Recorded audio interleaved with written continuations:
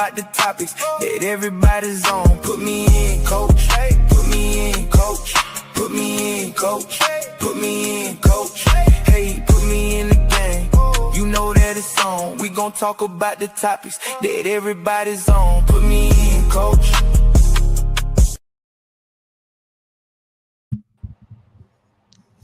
Yo, this is episode 2 of Put Me In Coach Podcast. I am your host, Big Play Ray. And we got a big episode for y'all this week. A lot of good information we want to share with y'all, and we got some new faces. So we're gonna start off, man. We got none other than our main guy, Coach Void. All right, and joining us today, we also have from Stratford Academy, we have Coach Evans. All right, so he's gonna help us kind of fill in some of those football conversations and give us his opinion and give us some good information, because our goal is to make sure that we're putting everybody in the game. We'll Put Me In Coach Podcast. So Void, what you want to do to kick us off? Man, we want to get into some football stuff, man. Let's do some football stuff, man. Get into some football topics. All right, so we're gonna start this off this week, y'all. We're gonna start off talking about youth football. All right, and what we kind of get into is, what do you think is wrong with youth football today? All right, so if you got comments, I want you to drop a comment. Make sure you share it. Let everybody check in. Put Me In Coach Podcast. This is for y'all. So make sure y'all drop a comments. We want to see y'all opinions as well. But we're gonna talk about what's wrong with youth football today. So let's see. Let's start off top. So are we developing football players or social media stars? What you think, Coach Void? Well, I think it's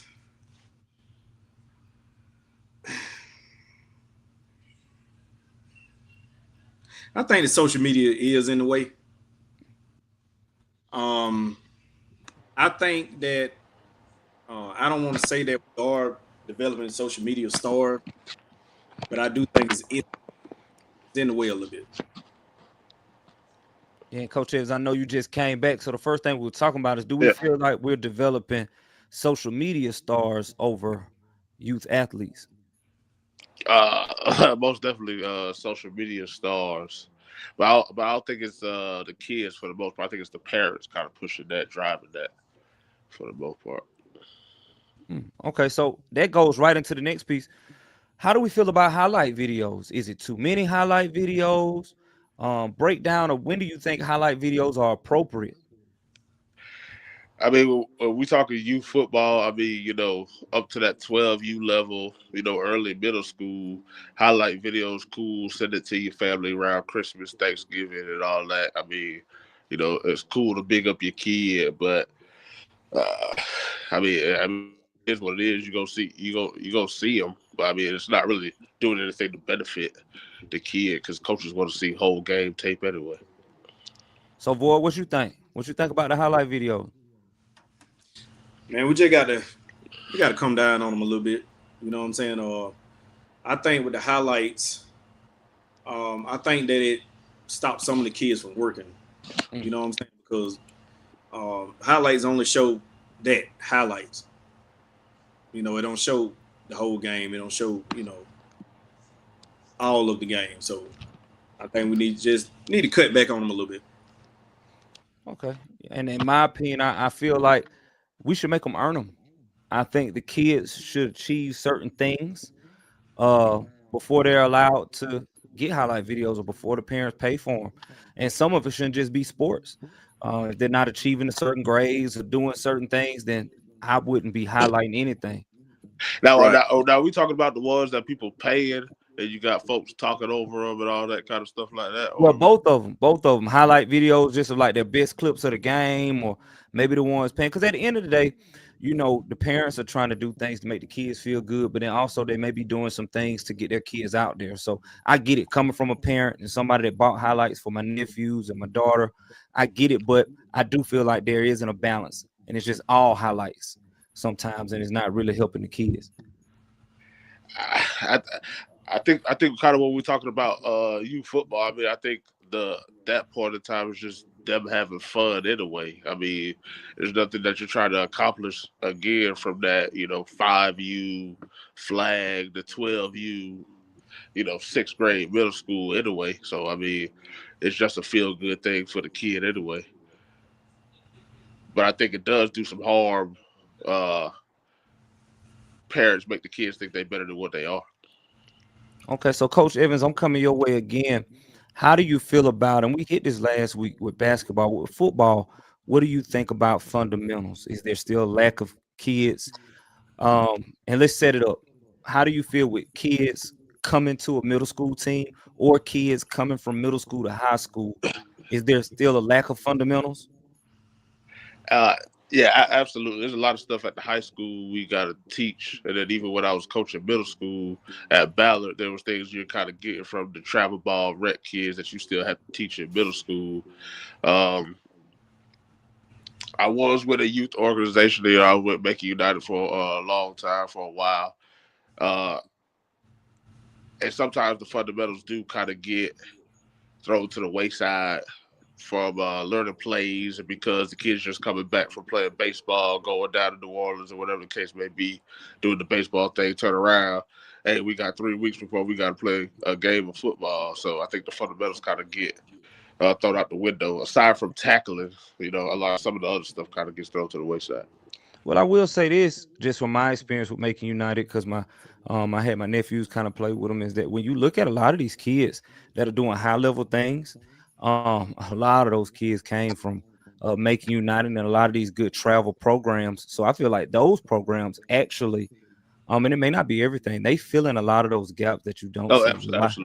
Yeah, a lot of the kids are more fundamentally sound when they come from the right travel team. So, I mean, if you spent a lot of time with them, shout out to you. Shout out to all those guys who spending their free time helping these kids. But I'm glad you mentioned that, because from a coach standpoint, right, if you have to teach these things that you feel like the kids should already know, that can set a team back. And I'm all about repping the middle, about big goals. We want to bring state championships back to Middle Georgia and all the sports, especially football. For football, I don't know the last time we had one outside of the private schools.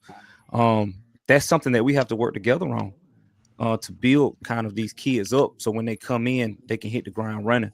What you think, Void? Oh yeah, we definitely got to build it back, man. I can't hear Void, by the way. You can't hear me? Can you hear me? Yeah, I can hear you, Void. You hear me, Coach?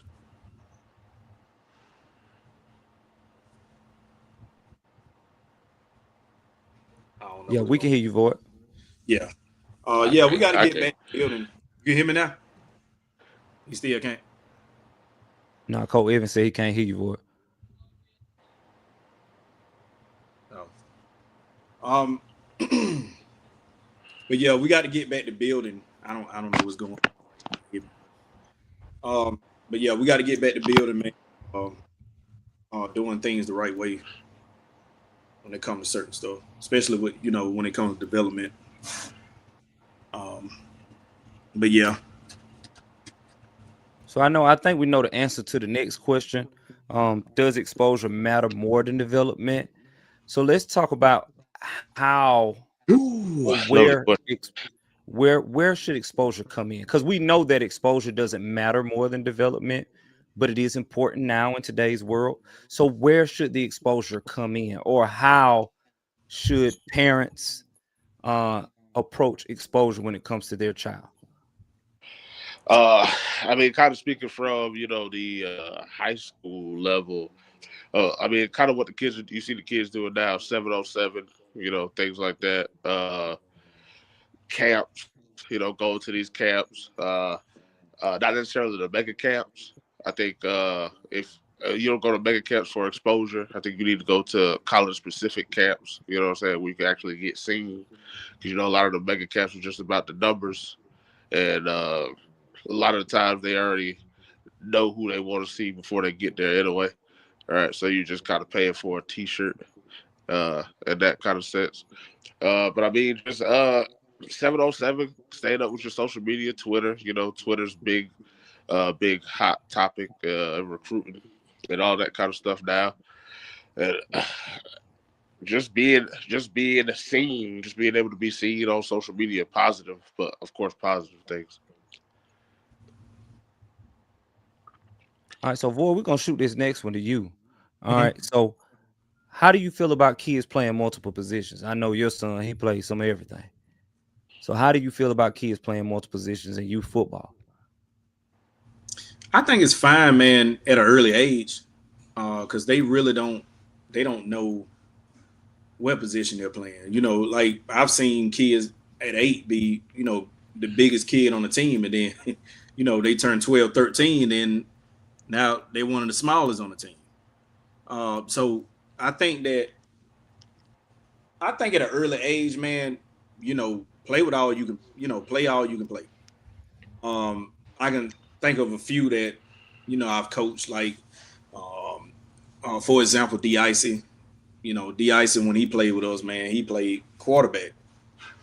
But when he got went to college, and all through high school, man, he played, defensive back. So I just think that you never know. You never know what position you're gonna end up playing.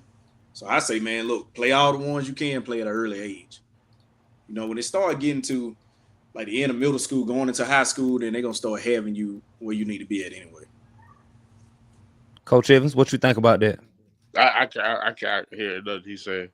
Well, Coach Evans, what do you think about kids playing multiple positions? Oh, multiple positions. I don't see nothing wrong with it. I think a lot of times when you get the kid just plays one position, again, it's a parent led thing. They coming to you, oh, my kid does this. When you talk about youth sports, you kind of get that middle school, high school too. But high school is kind of easy. You don't want to play where I want you to play at.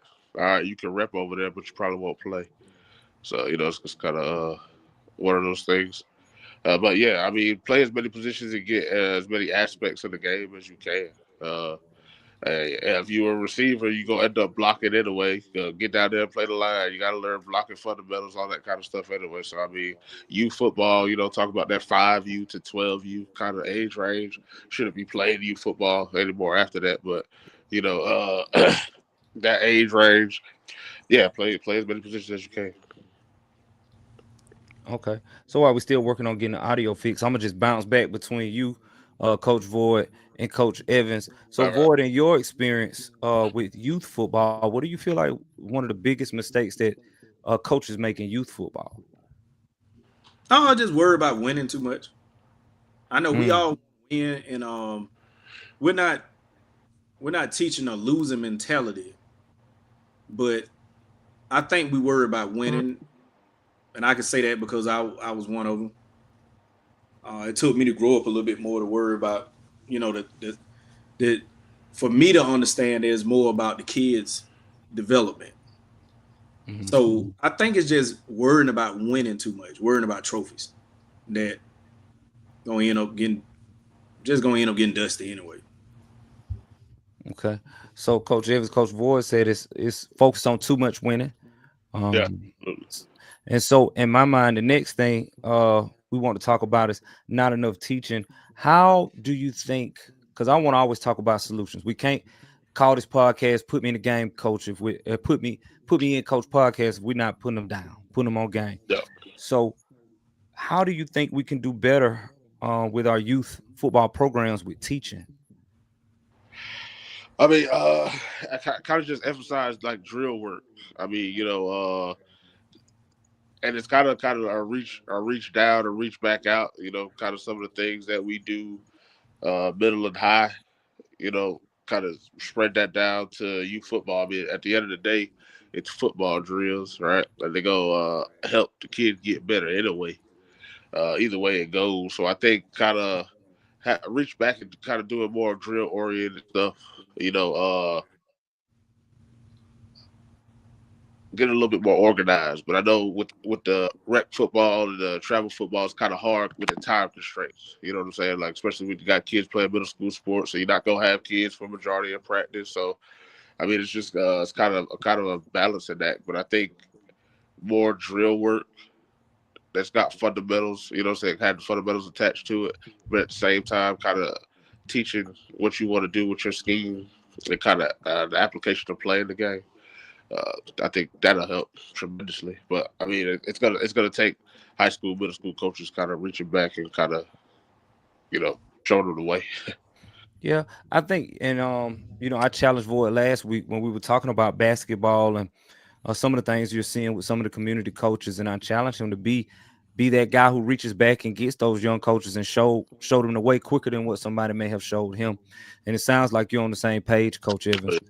I think with youth football, this is parent led. And Void, I'll let you start where they feel like a coach is playing favorites. Why would a parent feel like a coach is playing a favorite in youth football? For the most part, bringing feelings to a fat fight. It's gonna always be some involving their child. You know, when they come out and say something about he doing this and doing that, at that point they probably looking for a reason. You know, they looking for a reason to badmouth the program or badmouth what's going on. A lot of, and I ain't saying that's not the case sometimes, but most of the time that's what it is, because a lot of them just looking at it as it's got something to do with their child. So if their child was doing this and doing that, you wouldn't even hear that, because they wouldn't even care about nobody else's kid. So I think that's really, a lot of times that's what it is. They just kind of, it's something involving their child. They want their child to do. That goes back to what Coach said earlier. You know what I'm saying? A lot of stuff is parent driven. So they'll try to put, hey, he doing this, he's doing that. A lot of times, man, when those coaches don't have kids on the team, that's not really the case. Nobody's showing favoritism. I ain't saying that's not the case sometimes, but a lot of the times it's not. Coach just doing what he need to do. All right, Coach Evans, what do you think about, why would a parent feel like a coach is playing favorites? I mean, sometimes they are, kind of flat out. Sometimes it is actually happening. From experience, a lot of these youth teams are kind of like dual age groups, right? Kind of got multiple years. So, 9 to 10, 11, 12, whatever the case may be. And a lot of times you're just on the younger end of that age bracket, right? So you kind of coming in, getting used to the speed of the game, almost kind of like going from youth to middle, going from middle to high, so on and so forth. And a lot of these parents want their kids to shine, kind of going back to those highlights. Everything's on social media. These parents want to just put their highlights out. My kid's the best. My kid's the best. My kid's the best. You know what I'm saying? But they don't necessarily understand the development process that goes with football. They're developing these athletes for the next level. All right. So I know this next one. How do y'all feel? And we'll start with you, Coach Evans. How do you feel about sideline coaching in youth football? So, sideline coach, we talking about from the stands? Yeah, from the stands. You gonna get sideline coaching at whatever level you at. I think the issue with youth football is they right on top of you, and they sometimes it gets a little bit louder, and they feel like you owe them the right to listen because they paid a little bit of money or whatever the case may be. I mean, you can say what you want to say. It's kind of funny sometimes because a lot of times you're just wrong, especially youth football wise. Like parents don't have a clue. So youth football, it's kind of funny. You're not gonna get rid of it. I mean, it's just part of it. It's just what comes with being a youth coach. Void, what you think? Youth football, sideline coaching. I agree with him. I mean, you can get rid of it, a little of it. You know what I'm saying? What you do, man, like you just have to have those talks, at the beginning of the season. And if I can't get to the parent, I can get to the kid. Now, I don't have a problem with if they want to sideline coach. The problem is if the child listening to them. Now, I tell mine, hey, when you with me, you're my kid. Now, if your dad or your mom tell you to do something and you do it, then they're gonna get you put up, pulled from the game. Your choice. You know what I'm saying? I've done it in football. I do it a lot in basketball. You know what I'm saying? So, um, hey, so I can tell parents, if you feel like you want your child to, stand beside me or sit beside me, then you can continue to try to coach them from the sideline. Fine with me. Okay. So this next one, I kind of want to split the question up and break it down. And I want to hear from you, Coach Evans, first is, when do you think it's appropriate for a parent in youth football to want to transfer to a different team? And when do you think it's not appropriate? So give me one good reason on why a parent may want to consider switching teams for their kid, and then give me one bad reason that a parent would want to switch their kid to a different team.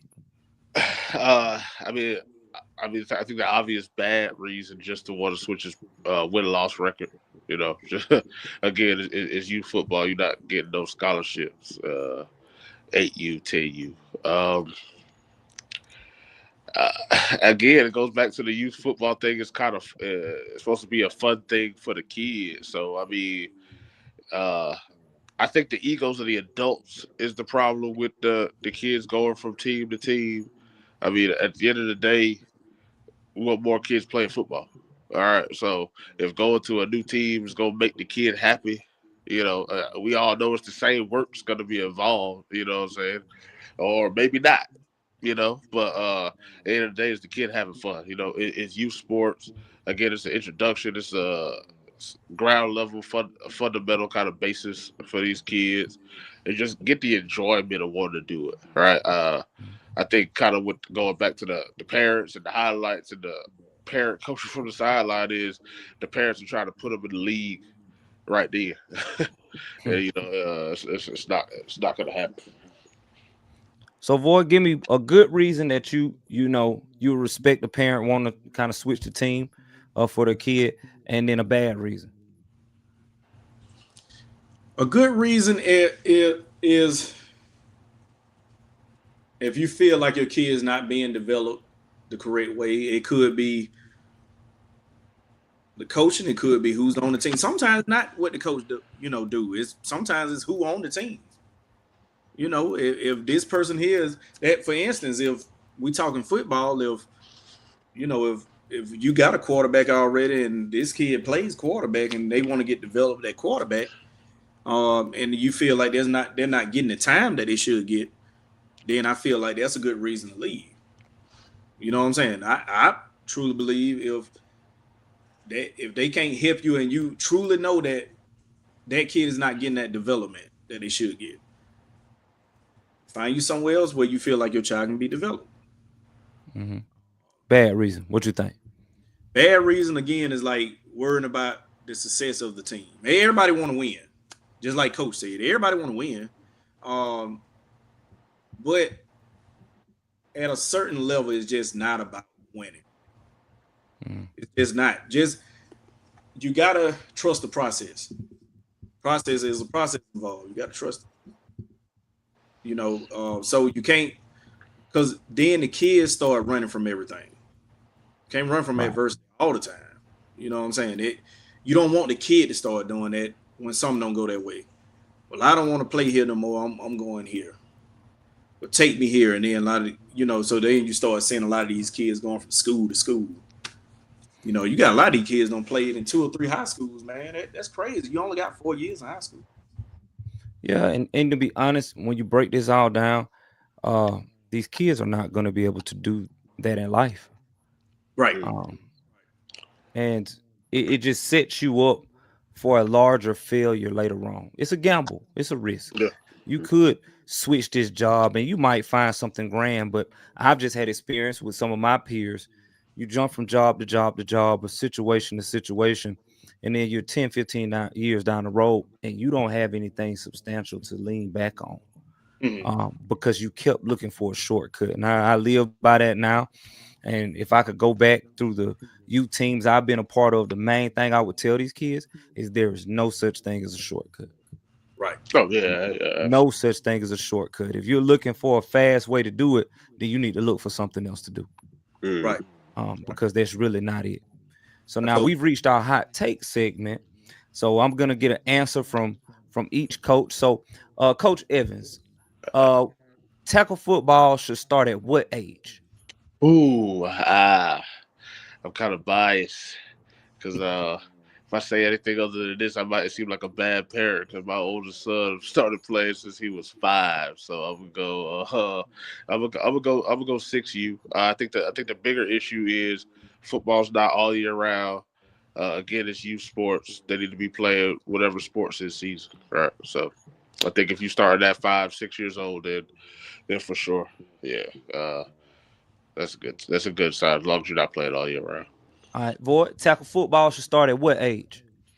I think 5 is good because I mean if they play flag at 5 and 6, they're gonna tackle each other anyway.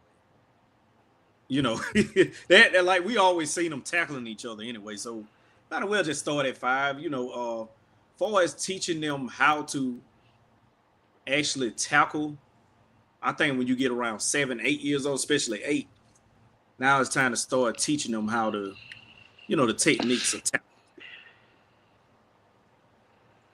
Okay. All right. So we got 1 second. All right. So let's see. Hot take. Next one. The best athlete should not always play quarterback. We're gonna start with you, Void. The best athlete should not. So is this true or false? The best athlete should not always play quarterback.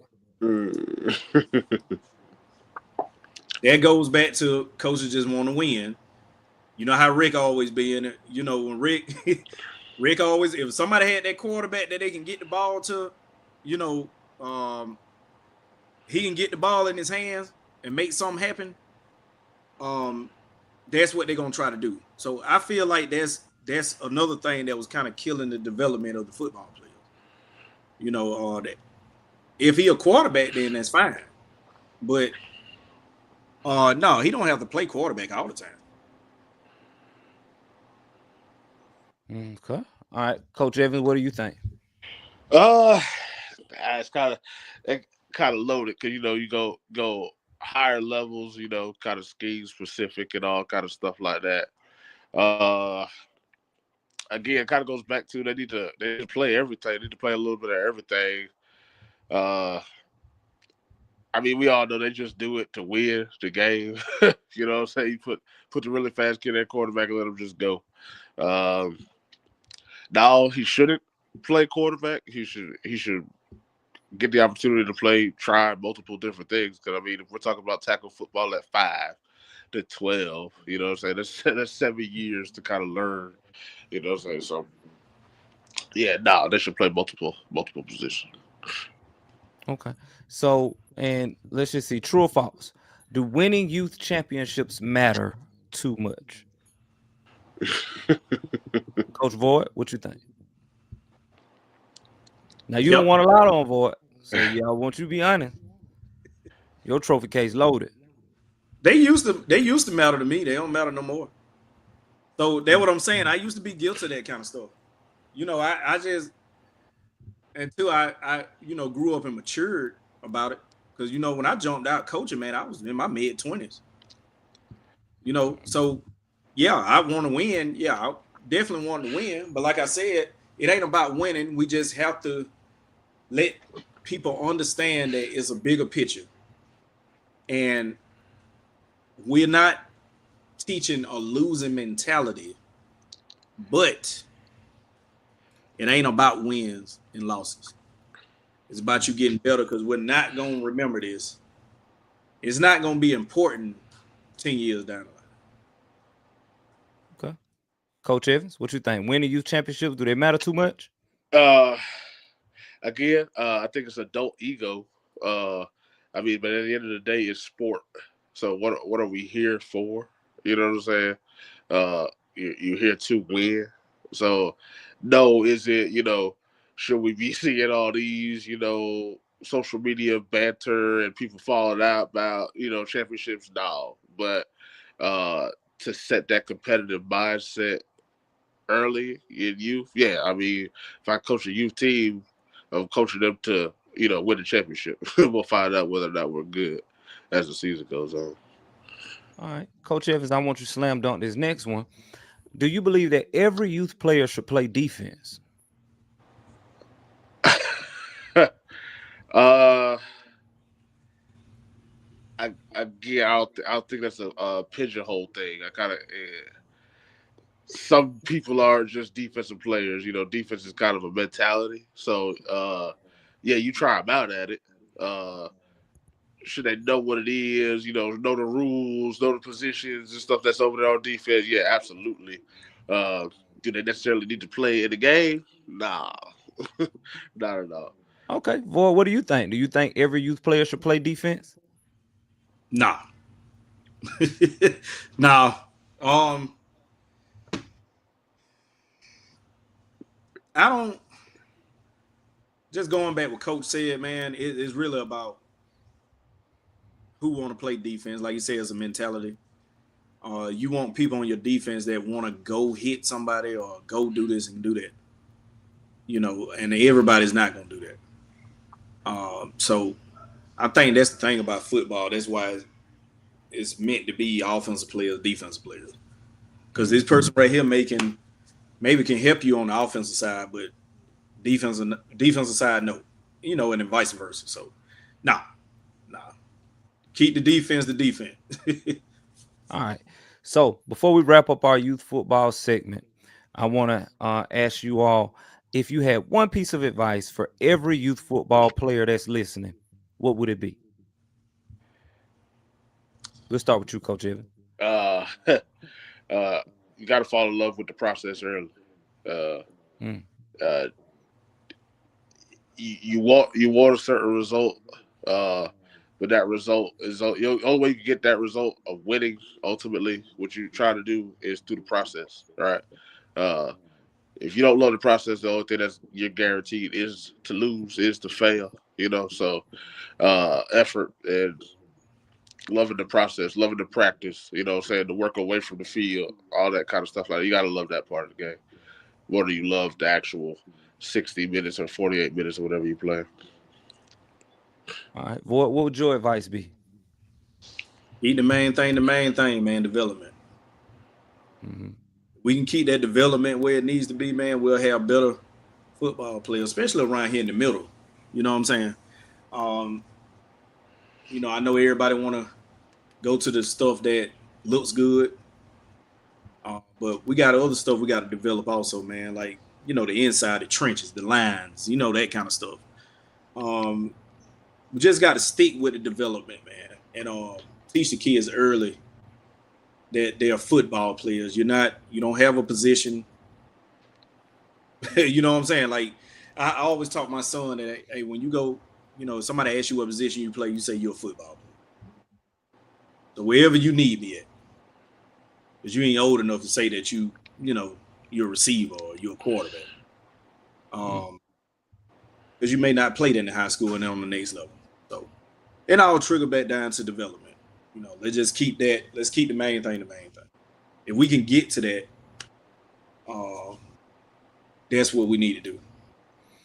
So I think with this new generation, we have to find unique ways to reach them. And a lot of times, if Coach Void or Coach Evans, you spent a long time with a kid, things that you say now falls on deaf ears, because then they start treating you like a parent. They start to ignore us. So when you do find a kid that looks up to a certain player, I think we have to go out and find, if it's videos online or some information, to show them what makes that player that they strive to be like. So let's just say their favorite player is Bud Dupree, who's a good friend of mine. Getting that information and showing them videos. Okay, you say you like Bud and you like what he do on Sunday, but do you see all the things that he does on Monday, Tuesday, Wednesday, Thursday, Friday, the time that he puts in? And if we're showing them all of that, I think that can help them to see what they need to be doing, instead of just telling them you got to work hard. What does work hard? What does that even look like? Yeah. Well, you got to be specific with this generation. You have to be. So I love these segments. Sometimes it's just all talk. Yeah, sometimes all talk. It's just all, what I'm saying? It's just all talk. They jump up and goes, and it's not really what they want. Yeah. Okay. Well, I love this youth football segment. We appreciate you, Coach Evans, for coming in with us. I know we're gonna have you on some other episodes as we continue to put folks in the game on Put Me In Coach podcast. All right, so we're gonna wrap this segment up and get into our next segment. I'm gonna pass it over to Coach Void. Yeah, man. I appreciate y'all, man.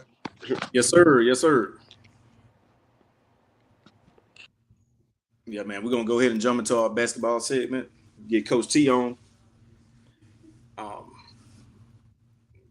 quick. How you doing, Coach? Doing good. Doing good. Can y'all hear me? Yeah, we got Coach T. All right. So we just wrapped up our youth football segment. So every week, we're gonna be rotating coaches in and out because, man, we just trying to put y'all in, put you down, good information, good conversation. Because this is the Put Me In Coach podcast. Like, share, subscribe, drop a comment. We checking in with y'all. We need y'all to check in with us. Going on, Coach?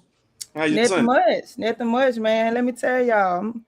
You know what I'm saying? Like sitting backstage and listening to that conversation, man. I didn't realize like I'm not an expert on football, of course. I've been in the room while the game was on, but I didn't realize, we did have a lot of similarities among sports. A lot of the same challenges.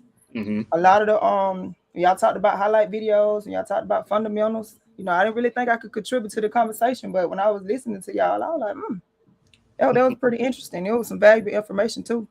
That y'all share. I love that what you just said, Ray, as you were closing the segment. You were like, sometimes when you have a relationship with a kid, you've been with them for a long time, you start being that parent figure. That what you start saying fall on deaf ears, man. That right there, that's something that just really just hit me. My kids always say, you act like my mama. So okay. So now I understand why when I say stuff, you ain't really hearing me. Yeah. So that was a good. I like that though. I like kind of connected this segment from last week's segment. Mm-hmm. And Ray, it showed me too, Ray. I think basketball is more challenging than football. When I just heard y'all, because I didn't realize y'all saying should kids play all sides. Y'all like, no. If the kid don't have that defensive mentality in football, they don't need to do that. You don't get that in basketball. You got to be able to do y'all not in basketball. You got to do both of them. Yeah. Oh, yes. So that's a good segue to our next section. Actually, is we're going to talk about positionless basketball.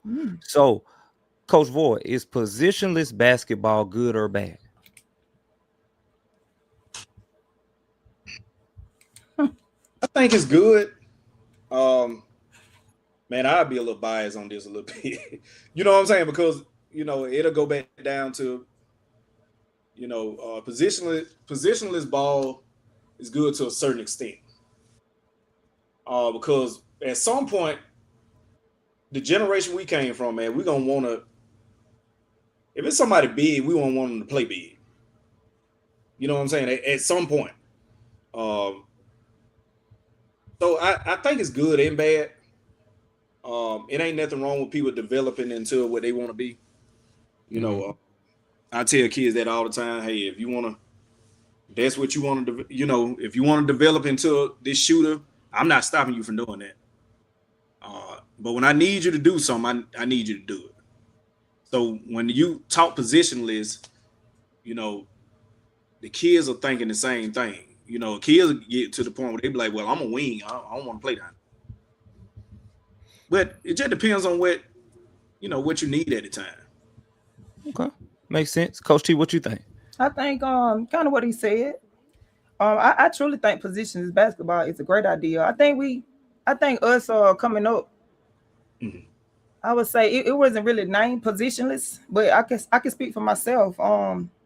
Because I knew every position on the court, I wasn't necessarily the point guard. I probably couldn't facilitate, but especially from a defense aspect. I know if I was in the middle of the defense and I could see everybody else, then I should know how to play everybody else's position if I have to be put in to do that. Right. So doing that, you know what I'm saying? That's where positionless basketball helps, and that's when you can get on the floor more. Your coach can turn around and look at you and say, well, I could put her in for anything, even if it's just for a minute. I think that what positionless basketball benefits you. But also too, boy, to your point where you just said, you got some people that say, I'm a wing player, I don't want to go on the post. That happened to me too in college. I was a really, really small stature, tall, lanky guard in high school. When I got to college, my college coach put me at the stretch 4, and I was like, I can't play no post. You know what I'm saying? Never knowing that when I learned that back to the basket game on top of what I had, how much that grew me. And so I just think that if you have kids that can do that, play multiple positions, that's just gonna help them in the long run. That versatility, because you'll never know how you're gonna end up, or if you're gonna gain weight, or all of those things. So how was it on defense for you? Was it the same? So if you went to the stretch 4, it really helped me better on defense because I was slow on my feet anyway because I was tall. So once I learned to use my length as a guard, I just learned angles and I learned how to just stay big, and that helped my slower feet against quicker guards and how close to play up on them. But as a post, it was just a battle of the feet. You just have to make sure you are playing half and half and just beating them to the ball, and trying not to get bodied. So just different things like that. I ain't gonna say I won the battle every time, but so what about? Okay. Go ahead. No, that's it. You go ahead. Oh, so what about when you like far as the coaching? When do you feel like I know now is knowing some of the kids that you have. I know it's more of a positionless thing now. Oh yeah. How many teams have you had that's been positionless? Like, or have you had some that just played straight post? They love playing post. Well, it depends. So we've always been undersized since I've been coaching. We had a little height, but even at times when we had the height, sometimes our players are hurt, or our big man getting in foul trouble quick. Maybe because they're extra aggressive, and or the guards ain't doing their job. So you have to teach positionless basketball, and it goes back to that heart and that grit. I mean, it's everybody's responsibility to rebound. It's everybody's responsibility to play defense. Right. So, like I say, if I had a girl that want to step up to the challenge, sometimes I'm gonna get them more minutes. I'm a guard, but we guard heavy. But then you got one guard who are in between her, and they say, I'll go down here and play the post position. They want to learn it. Let's get it. So well, go ahead, boy. I just wanted to say a few things, but I think with mine, man, I love to play. Like, most of the time when I play positionless, when I had the opportunity to do it, I play a lot of 5-out stuff. They just kind of hurt me on defense a little bit because, like I said, when I have a 5-out, I don't have that grit from most of the girls. So that's what kind of hurt me. So the 5-out, I'm gonna tell you, because it just happened to me this weekend. It's the sense of urgency that the kids have in running that offense. Like, if we ain't cutting hard and we ain't moving the ball, you know what I'm saying? That right there is kind of where it goes out. But that position of basketball goes into coaching too, because what you have to do is you have to, you're gonna have to stretch that floor out if you're small, and y'all gonna have to do y'all work in that press, and then you're gonna have to put people people in the back. If you got a person who's a guard and they bad and they can rebound too, you got somebody who can get the rebound and push it up the floor. So that's when you come to your strategy and your coaching and putting people in the best positions to make your team successful based on your personnel. Because like I said, it's gonna look different year after year. So I think, Void, when I think about positionless basketball, I think we have pressure to develop that with our kids earlier, because that's truly where the game is going when you talk about from a college and professional level. These people are playing every position on the floor. I mean, you can see this with centers bringing the ball down in the NBA, facilitating the offense. A lot of time, shout out to the Knicks, even though I don't want to do that for winning. A lot of times, Cat was facilitating everything, right? He was set this little small screen and then pop out, he get the ball, but that's when the offense really started. Is when he got the ball, and it would be all types of other screens. So I think we do our kids a disservice if we're not teaching them why it's important. But you can't let these kids use it against you either, because just because you say positionless basketball doesn't mean that you don't have to play the position that you're in at that time well. That makes because kids will use that against you too, right? Mhm. They were like, okay, they ain't gonna say position. Let's say we playing small ball. That's what most kids recognize, right? Just because you're playing small ball doesn't mean you don't have to rebound. Yeah, that's what I wanted to get to right there. That part, they go to, hey man, I look, they're thinking in their mind, hey, we small, I'm a guard. You know, me and coach don't talk about this before. They'll think that it's not their job, but it's everybody's job. It's everybody's job to do it. We have to rebound. We have to play defense. And one thing I do love that, and that's why I always liked it, Coach Cheatham system, because like she said, they always been small. So, but y'all always been small, Coach. I know y'all taught, your girls how to do their work early. You know what I'm saying? Because you have to do work early if you're gonna play small. And it can happen because I've seen it. You know what I'm saying? I've seen it. But yeah, you got some that will try to take advantage of it. So I think this last you kind of lead into some void. And you can kind of kick this off for me, and it kind of adds all these questions into one. So I'm gonna let you kind of lay it out. What skills should every player have? I think the questions were: are bigs being developed correctly? We talked about that last week, probably not. And should every player learn point guard skills? But let's just jump into what are 5 skills that every player should have. The main 5 skills that every player should have, in your opinion, Coach Voigt. Skills. Shooting from some point. It ain't got to be the long ball, but you got to be able to score at some point. You got to be able to either hit a mid-range or short corner, something. Mm-hmm. Lay up with both hands. Mm-hmm. Step 5. 5. Mm-hmm. Being able to handle the ball. And I don't mean I ain't asking you to be Kyrie Irving. I just need you to be able to not be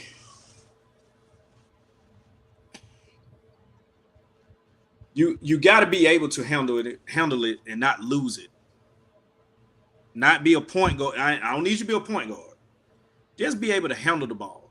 Put it on the floor. Be able to score with the ball, putting it on the floor. That's 3, right? That's 3. That's 3. You said shoot it, lay it up both hands, and be able to handle it without giving it up. I'm putting in work. Oh, IQ in there as a skill. Put what in there? Can IQ be a skill? That's not so much as a skill. Yeah, I'm cheating a little bit. It can be developed, but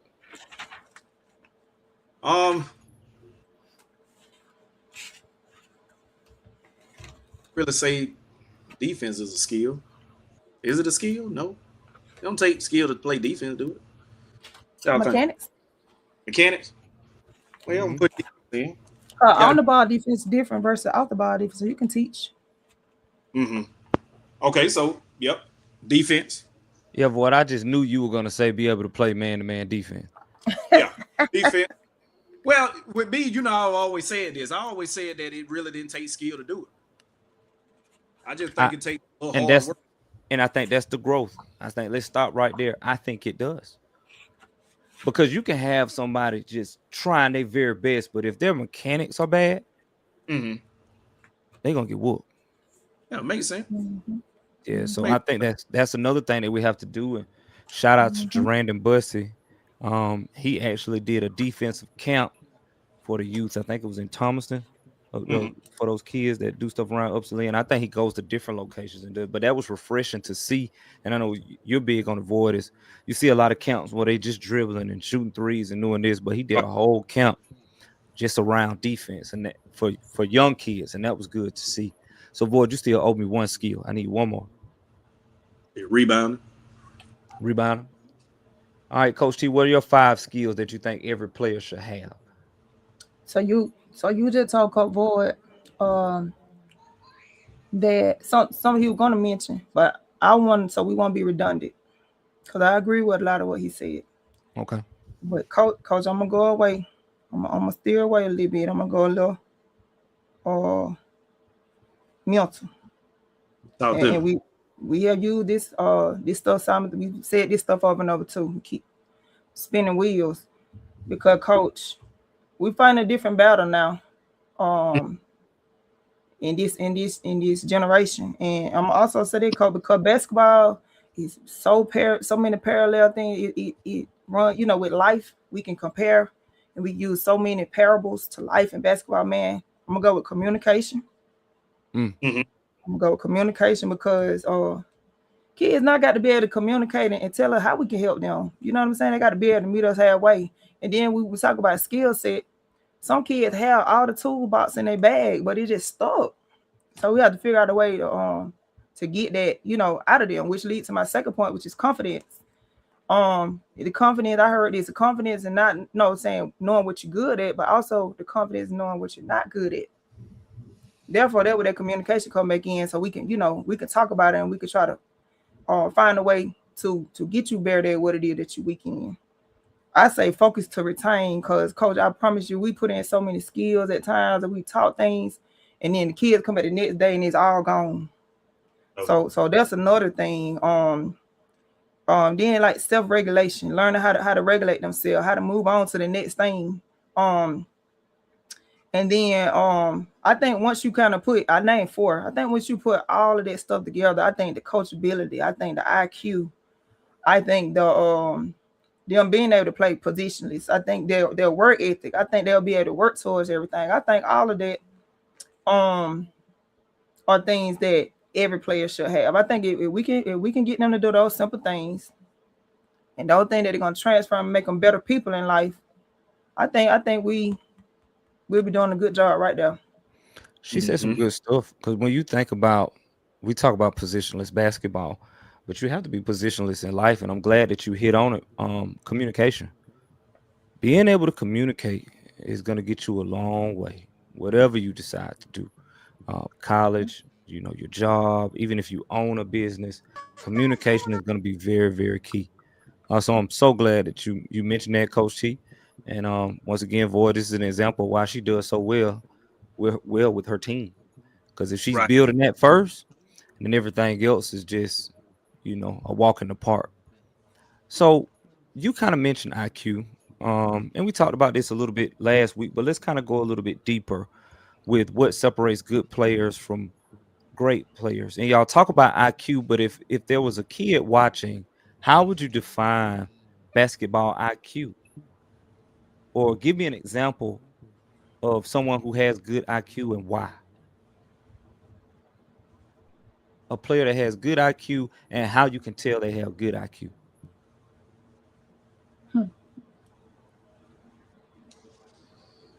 Well, I think you can tell a lot of the IQ by on both ends of the floor. Let's just say, okay. I tell my kids a lot that I know on defense. I'm gonna start with defense. I tell them a lot.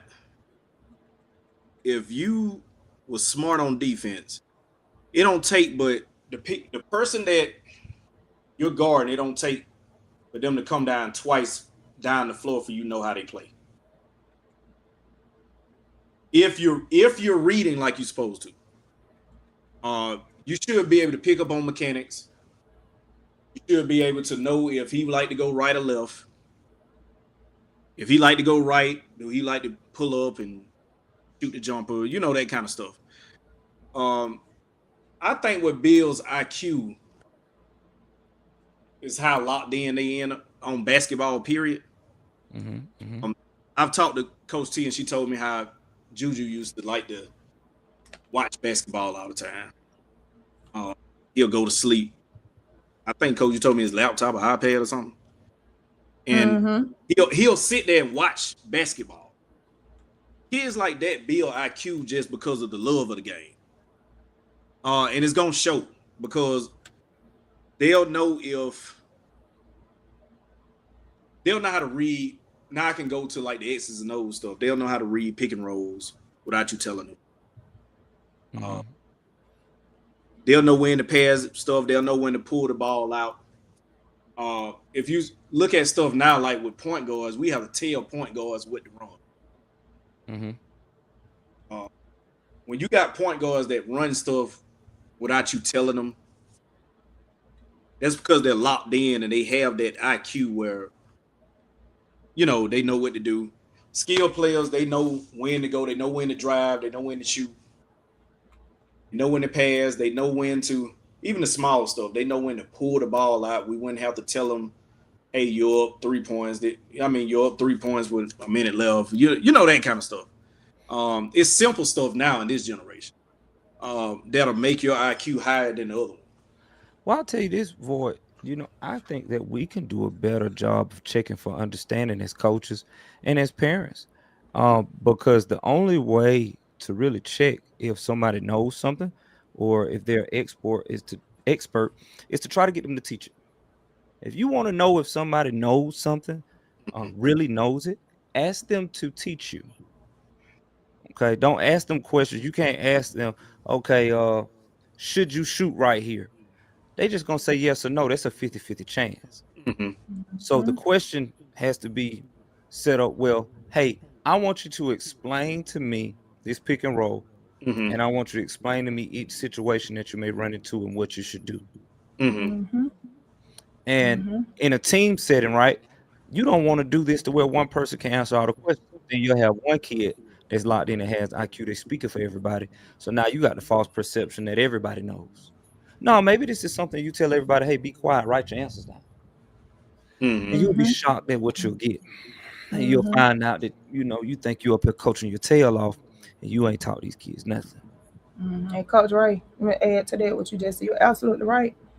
And Ray, everything I named too, communication.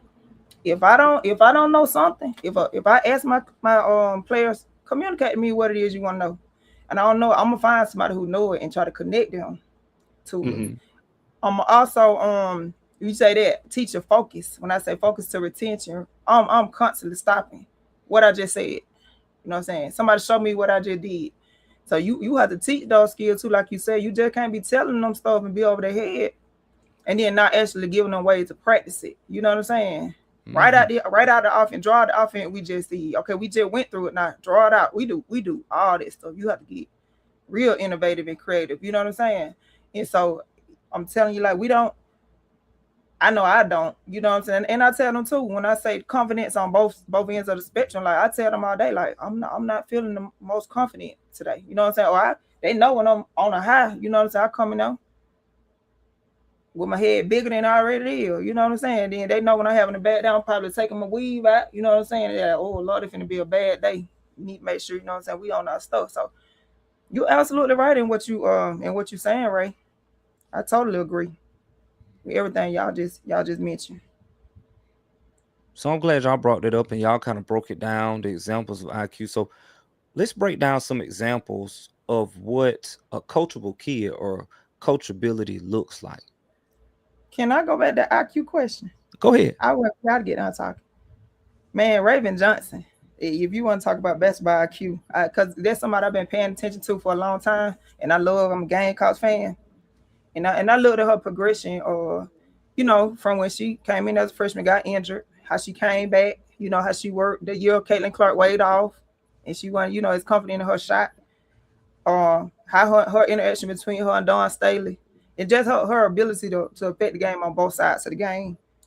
I think, excuse me, I've been watching her since high school too. We used to go out and make Coliseum and watching on Westlake when they got their 4-peat state championship. But because I pay attention to girls basketball, I think she's a high IQ player for girls, especially the white boys too.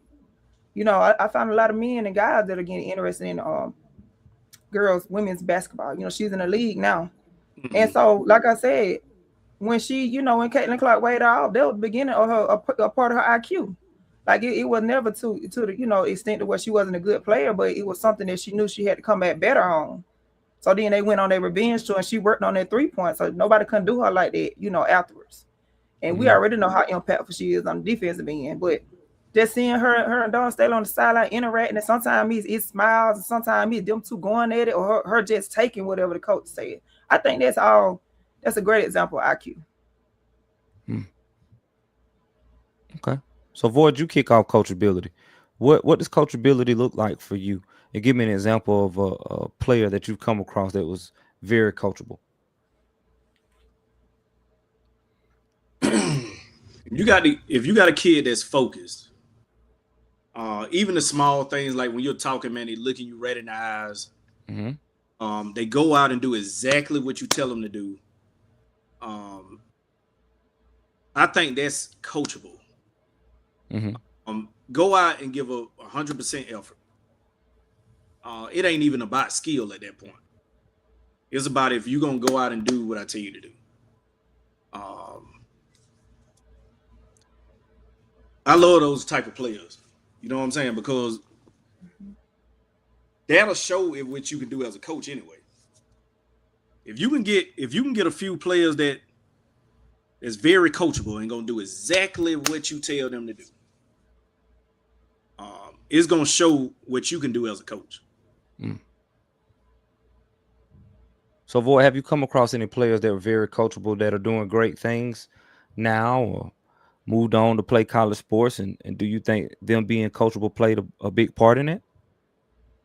Yeah, definitely. I can go back and name some of the kids I coach, the ones that's in college and probably don't came to college. I think that Cardricus Stanley was pretty coachable. Very, very. I witnessed that. Yeah, I didn't know D-Ice could even talk, man, until he got in high school. He always did what you told him to do. I never heard his voice. Well, I did because he let his play do the talking when he was young for sure. Nicholas Wolford. Very coachable. He's very coachable, but one thing I can tell you, that might be one of the kids I probably ain't have to coach. He's one of the kids that you just tell him where to go and he just go there. He gonna do his job. Because he loved football. Not only did he have the physical part of it, he loved football. So that was one of the other things. Like that's why his IQ was so high. And that's what set him away from everybody else, because he loved football. And plus he was blessed with the other part of it. But he was very coachable. When I coached my son, he was coachable.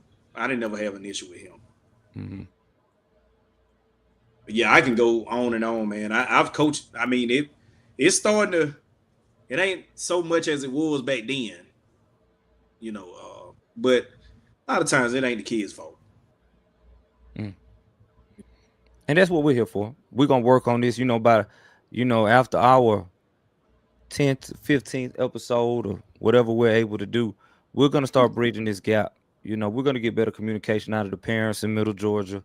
We're going to make things better for the players and for the new coaches. I think what we're doing is something special. We've got some big things on the way. So Coach T, coachability, example of some kids that you came across that were very coachable, that may be doing good things. And what does coachability look like for you, even on the central sideline? Well, to be honest with y'all guys, to be transparent, some of my most coachable players weren't even my best basketball players. Put it like that. I can think of, like I said last week, I've had girls that have wanted to be a part of the basketball team for the challenge. We've had 2 valedictorians. That of course their main focus was academics. And they were just hungry for the challenge. You know what I'm saying? Academics came easy for them. So they wanted that physical challenge. They wanted that mental challenge. You know what I'm saying? And just learning how to be a part of the team so they could operate in the world. So I've with that being said, one of them just graduated from the Coast Guard Academy. Her name was Dana Walker. She was a astounding rebounder for us. It didn't teach us long to show her how to rebound. Softball was her first love. And when she got on the floor, she understood her assignment. So, just those things. She took pride in it. Stephanie Matlock, just a great player. I also would like to mention Miss Khalil Moss. She was our lead drum major. She was the drum major here at Central. She was just such an awesome communicator. Like she knew all of the plays. She was always talking on the sideline. She didn't hardly touch the floor. And her message to the team one day was like, I wish I could do what y'all did, but I can't. So don't take this for granted. Like kids like that, like I think they're so necessary. And not like I said, she ended up learning some skills along the way, but what they brought was very valuable. And I can appreciate that versus your kids who are skilled with basketball. And sometimes, they feel a little entitled, or they feel like they deserve the things that they hadn't necessarily worked for. So I just that's what I came across at Central. And I just seen how just important and how valuable those type players are to a team. That makes me think about it was a kid that played over there with my nephew Christian at Westside. His name was Pringle. He didn't play a lot, but man, he was the heartbeat of that team. His communication on the sideline when he did get in the game, the pride he took at doing everything, even during the warm-ups, you could see it. But kids like that are special. And so now we're gonna move on to our next segment. Voy's been working on this. He got something special for y'all every week. So when he pull out the clipboard, y'all got to get ready. So I'm gonna pass it over to Coach Voy. He gonna pull his clipboard out, and we're gonna break some things down. So next up, our segment is Coach Voy's clipboard. Yeah, that you gotta take that R out of that though, man. It's clipboard. Clipboard, okay, clipboard. Gonna do it that way.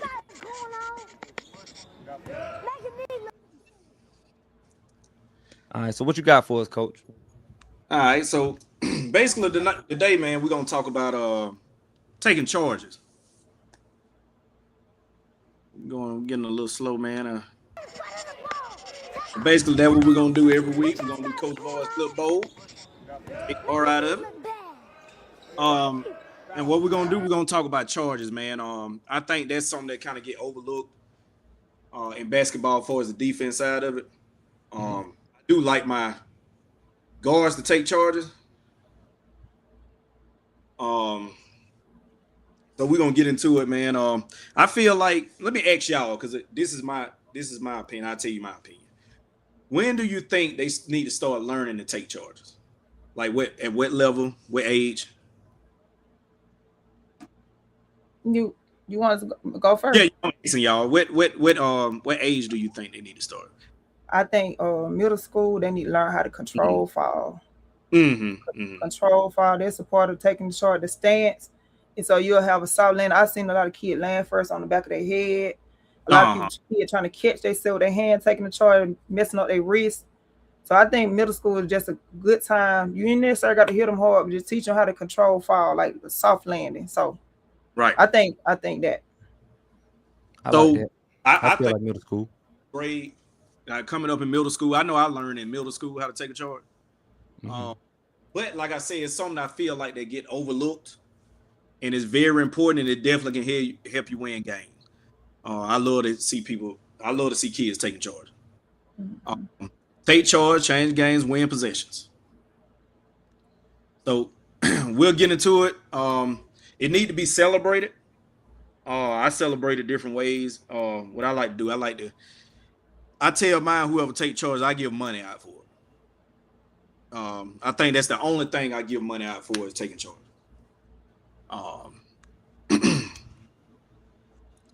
Now teaching the right technique is what you were saying earlier, Coach. Beat the offensive player to the spot, get both feet set, chest up, hands tucked in, fall backwards, not sideways. And it takes a while. Once you start getting the drills in and start doing it right, they'll start learning it. Those just a few drills: stationary charges, help side charges, transition charges. That ain't something that you got to do at an early age. But if you can start getting it in. Like you said, they just need to learn the technique right now. I can tell you somebody to go look at. That's who I was trying. I couldn't tell you. I'm talking about Kyle Larry. Kyle Larry is a good charge taker. Again, that's what I say. I give $5 per charge. If I can get 3 with the team piece. So if you want some money to get you, tell my girls, if you want some money, get your nail did or whatever y'all want to do, go out there and take you a couple charges. If we go out there and if we go to a tournament and we playing 3 games, hey, you might get you another, leave half of your nails done or whatever you want to do with it. Yeah, I was saying this day and age, boy, they're gonna be taking a lot of charges. They were that. Oh, They're gonna have to take a lot of charges. Hey, you can get half of them. You have mama for the other half. I will say this though, boy. And I've witnessed this. Getting off the floor a lot, ain't? Yeah, they're gonna be getting off the floor a lot. But I witnessed this with Coach Tat, Warner Robins All-Stars. Oh yeah. Oh yeah, man. A lot of times we will be taking undersized groups up there to the on the radar circuit and playing against some teams that had guys 6'8", 6'9", and up, right? And it would be funny because we would whoop them, and charges would be a lot of the reason why, because it would even the odds. And once you take a couple charges on players that are very aggressive getting to the lane, or those bigger players, it changes the way they approach the game. And now they're having to pull up when there's something they're not used to doing. Right? They're having to shoot shots they're not used to doing. So it can really change the game for you. And it's very, very important. And Tat does a good job of those guys, man, rotating over, taking those charges. You got to do it or you won't touch the floor. And fouling out, coach, right? Big play. Fouling them out. Because you know what I'm saying, they can't adjust. Right. And then also that defensive IQ, like you said, because you got to be in position to take that charge. So they engage defensively and all that. So you're absolutely right. That was a great example. I can't tell you this, man. I went to Coach Tat one of his practices, and he was just showing me, like on the strong side of the ball, if you got somebody penetrating, you teach them to still guard hard, even if they get beat. And if somebody from the strong side, whoever's on the strong side, they still them take the charge. Stick with it. Even if they pass it to, their player who they're guarding, you stick with it, they're going to run into you anyway. So he was showing me a drill to do with that, and I took it and, I put it in with my girls and my boys, you know what I'm saying? So shout out to Coach Tat for that. Yeah, he definitely charge on a pass. I'm glad you said that. You can take a charge. They pass that ball off, but it's still going out of control. You can still get that charge. Well, contact. Go ahead, go. No, I'm just saying that making that contact. Oh yeah. That's what I tell my girls, that if you gonna come over to help on the strong side, man, at least if you take that charge, I'm fine with it. If you're willing to take the charge. But yeah, that was something that he taught me, man, and I kind of ran with it. I'm still teaching them how to do it because it still takes a little while to get them to do it. Cause they don't like embrace that contact. Right. But man, shout out to Coach Tat for always being willing to be a phone call away. He's just a wealth of knowledge, and he's always willing to share. Always. We've been with the Warner Robins All-Star too. All my sons' duration. We did play with Coach Boyd one segment after the All-Stars finished. And I was going to transition to Coach Boyd, but then my son he stated that, Mom, he said, I like the All-Star. So that was the point where I had to take myself out of the equation because I wanted to move into a making team because I would move him to a making school. But when he spoke up, and my child don't really talk, and said, Mama, I like the All-Star. I've been with them since the beginning. Hey, he was back with the All-Stars, and that's what we've been rocking and rolling with ever since. I also do, if y'all don't mind, want to shout out. So I got a shirt on Devin Butts Elite. That's my Millersville roots. Miss Tasha and Derek's Butts. Just another local organization here in Middle Georgia. And they asked them for a t-shirt, and they gave it to me in Central Georgia color. So I appreciate them for that. And in my hometown, I just want to shout them out. Oh yeah, man. Shout out to the Butts. But yeah, just got some stuff on here, man, you can use, just part of it, trying to get them to remove the fear. You can start with the charge pads. However you want to do it. Anybody that's out there that's listening, man, if you need my help with anything, man, I'll definitely help with you. That's it. All right, so y'all give it up for Coach Voigt. Give it up for Coach Voigt and his clipboard. Clipboard gonna continue to grow. Clipboard without the R.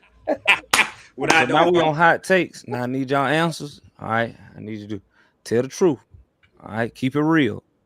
All right. So Coach T, first up with you. right. Is shooting the most important skill in basketball? No. Why? The layup is. The layup is, huh? Okay. Yeah. Okay. Void. Is shooting the most important skill in basketball? Um,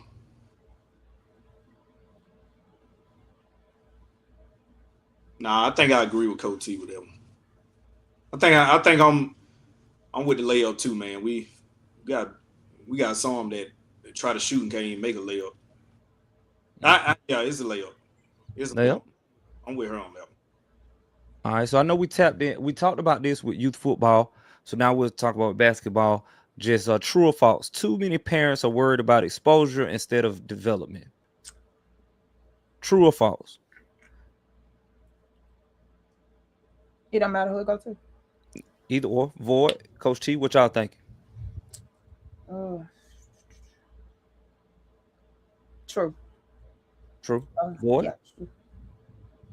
I think it's true. Like I said, the last episode, man. Sometimes it ain't about winning; it's about making it look like you're winning. So I think it's more about how it looks. And I think that ranking kids in third grade, I think that would kind of got everybody kind of in a frenzy too. Wait. I know I saw fifth grade, it's sixth grade, third grade. Well, you have kindergarten out there. I'm talking about he the best in the state. He ranked goddamn ranked in the state. What? Yeah, you talking about? Damn sure still shooting from their stomach, man. Yeah, and it's a development is a process too. You know what I'm saying? Some people will start people with, you know, a person to train or develop and then take them out a month later. Like, you ain't finna see nothing in a month. Like it's a progression. You know what I'm saying? It takes patience and it takes time. What grade you said, Coach? Third grade. Third grade. We was just learning how to wash their hands good, man. Somebody else. They ain't got a dime pack. You know, I was in the third grade, man. I was learning how to walk in a straight line. I was still scared to get up and go to the bathroom by myself. I was still peeing in the bed. Third grade, yeah, that's rough. All right, so next hot take. A player should be able to make 100 free throws before worrying about step back three. So it is 100 free throws in a row. Void done set me up, y'all. Coach Void done set me up. Yeah. 100 free throws in a row. All right, now 100 free throws in a row is pretty tough. I would say that they should at least be able to make 10 to 20 free throws in a row before they should worry about step threes at all. But what grade? Back three. So in my mind, let's change this up. Do we feel like players in high school should be shooting step back threes? With that? Do you feel like players in high school should be shooting step back threes? What? Look at me. For what? I'm glad you said high school, guy. I'm finna ask you something else. Yeah, Coach T. If you got players in high school shooting step back threes, now I ain't talking about the order and progression. Now they pretty good, cause a lot of kids don't know how to hit a set three. So when you able to step back and put some movement in, that's a different kind of shot. I think that player is pretty good. They probably a pretty elite player. Should they do it? Not if it ain't necessary. I mean, that's the thing. Most time it's always unnecessary when they do it.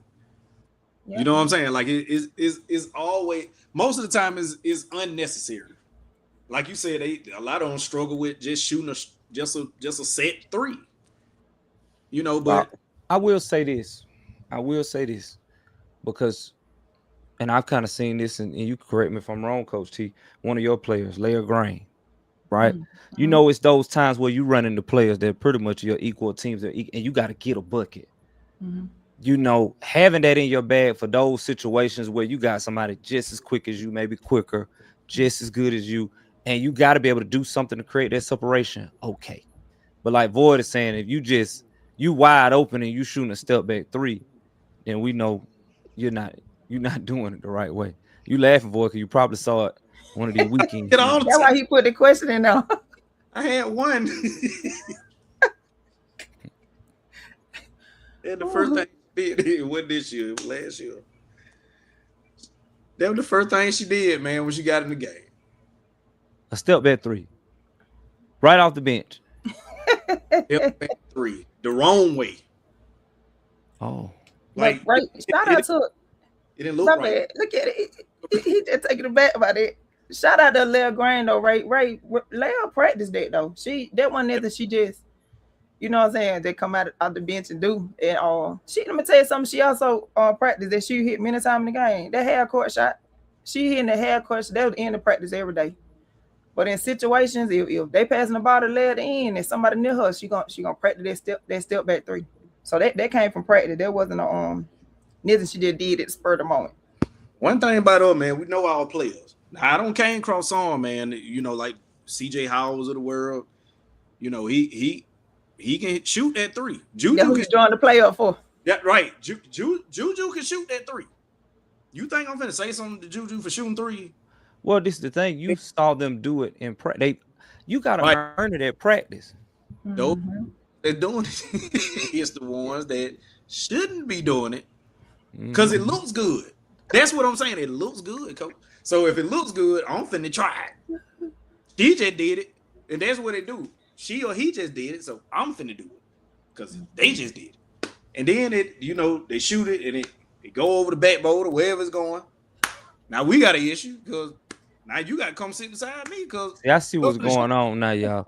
This Put Me In Coach podcast. The hot takes are coming out of Void back pocket. Some he done seen over the weekend. He feels some type of way about, and then he set me up to come handle all of his grievances with his past and present players.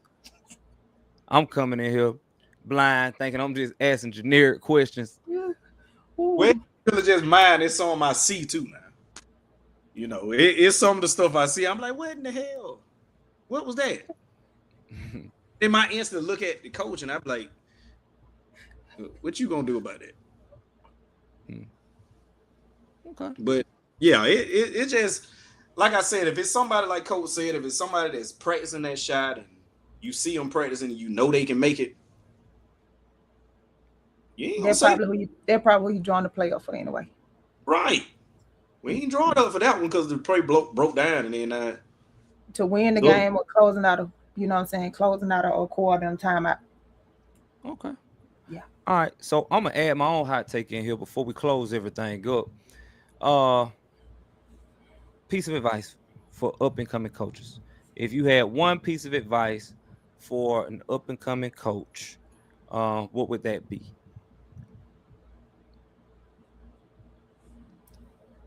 You want to go first? You want to go first? Yeah. Learn from other coaches. Learn from coaches that got experience. Don't have too much pride to not want to learn from somebody. Because me at 40 years old, man, I promise you, if somebody come to me and say, "Hey, coach, this is how," especially if I can. If I listen to you and seeing what you done did, and I watch you and I got respect for you, I'm definitely gonna listen to you. Boy, you've been coaching 25 years. I apologize. I don't mean to butt in, but you've been coaching 25 years. How is you 40? It ain't 25. It ain't 25? Add a 10 on her. Okay. I'm just probably have. You've been coaching a long time. Yeah, so just learn from other coaches. Yeah, good or bad. Yeah, learn some stuff that bad, man. Hell, don't you can learn from that too. But soak it in, be a sponge. You have to be a sponge, man. That's how you'll learn. Everything that I know as far as coaching, I've learned from somebody.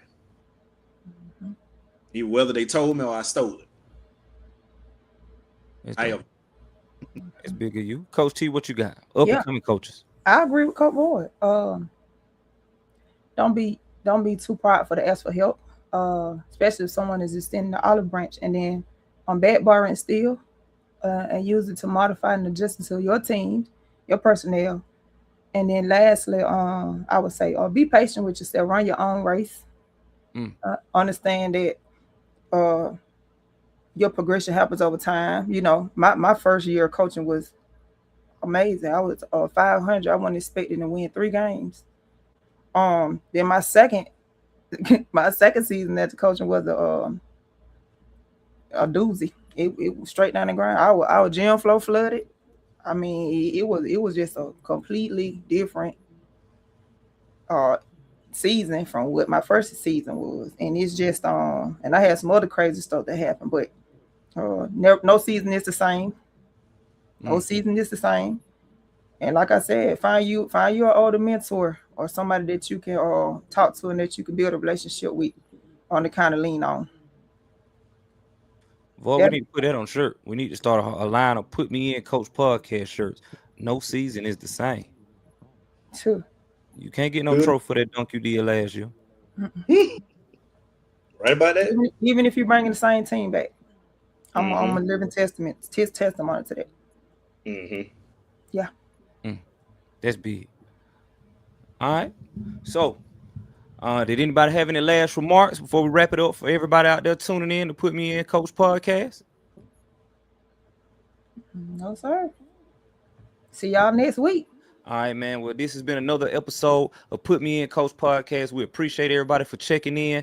Make sure you like, share it, comment, tell your friends about it. They can go back and watch it. But we'll see y'all next week. Put Me In Coach podcast. All right. See y'all later.